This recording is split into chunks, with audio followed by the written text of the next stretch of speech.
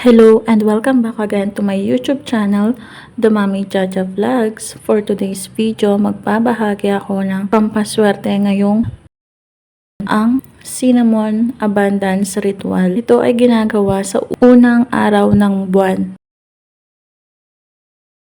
Kailangan magawa ninyo ito para makapag-attract kayo ng abundance, ng kasaganahan, ng prosperity sa inyong tahanan at ang buong buwan ninyo ay maging masagana at magaan ang inyong pamumuhay. Maa-attract ninyo ang swerte sa kaperahan, ang positive energy at mailalayo kayo sa mga anumang mabibigat na pagsubok o mga negative energies o mga negative elements, mga bad vibes sa loob ng isang buwan. Kaya mainam na magawa nyo itong abundance ritual na ginagawa sa unang araw ng buwan.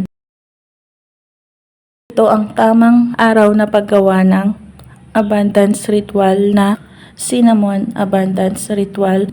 Napakadali lamang itong gawin. Kung meron kayong sangkap dyan na cinnamon powder, kumuha lamang kayo at ilagay nyo sa inyong palad at bago ninyo ihipan ay sambitin muna ang mga affirmation na ilalagay ko sa screen at saka ninyo ito ihipan paloob ng inyong bahay. At hahayaan nyo muna ito ng isang araw. Huwag nyo munang wawalisin hanggang bukas. Napaka-epektibo nitong ritual na to kung magagawa ninyo para maka-attract kayo ng kasaganahan sa inyong buhay, sa inyong tahanan at sa buong pamilya. Gawin nyo itong ritual na ito dahil napaka-epektibo nito.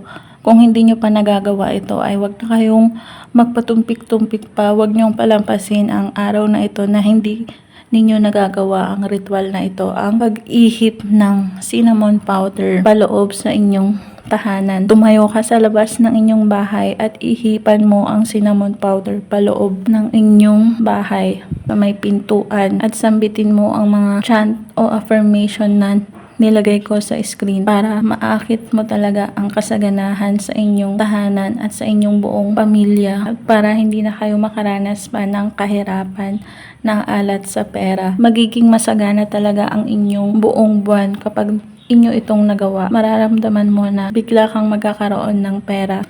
Magaan ang inyong pamumuhay at hindi na masyadong mahirap o ganun kabigat. Basta ang paggawa ng pampaswerteng ito ay laging sinasamahan ng 100% na paniniwala. Maging positibo, alisin ang mga galit at sama ng loob. Iwaksi mo din ang mga negatibo mong naiisip.